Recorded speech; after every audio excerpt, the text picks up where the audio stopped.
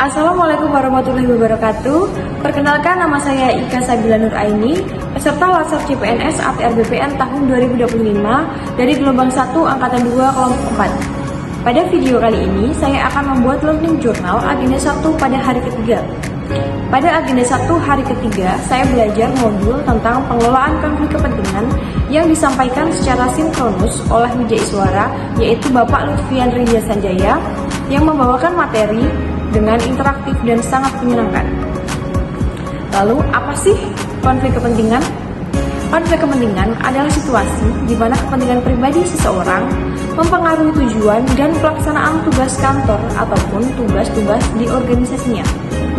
Lalu, konflik kepentingan sendiri sudah diatur dalam Permenpan RB nomor 17 tahun 2024 tentang pengelolaan konflik kepentingan.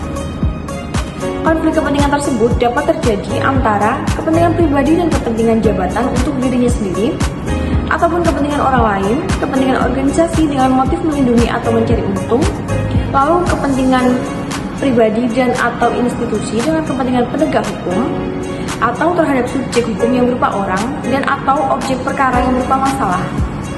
Nah, konflik kepentingan inilah yang kerap dinilai sebagai salah satu akar dari perbuatan korupsi. Lalu ada 3 jenis-jenis konflik kepentingan. Yang pertama adalah konflik kepentingan aktual, lalu yang kedua konflik kepentingan potensial, dan yang ketiga adalah konflik kepentingan yang terlihat. Untuk cara mencegah dan mengelola konflik kepentingan tersendiri, ada juga beberapa caranya. Antara lain yaitu dengan melakukan transparansi, lalu yang kedua deklarasi konflik, yang ketiga pengunduran diri dari keputusan, yang keempat kebijakan internal, dan yang terakhir adalah pengawasan eksternal.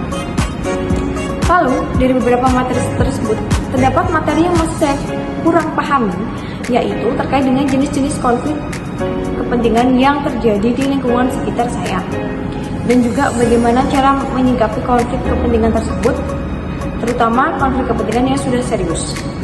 Tetapi, permasalahan-permasalahan tersebut dapat saya atasi, yaitu salah satunya dengan cara belajar berbagai literasi, ataupun berdiskusi dengan teman dan atau berdiskusi dengan orang yang lebih ahli. Jadi, mari kita semakin sadar dan peduli tentang apapun kejadian yang terjadi di sekitar lingkungan kita, agar kita terhindar dari segala bentuk konflik kepentingan dan juga jadikan wawasan mengenai konflik kepentingan ini sebagai upaya untuk langkah menuju perbaikan. Sekian dari saya, terima kasih. Wassalamualaikum warahmatullahi wabarakatuh.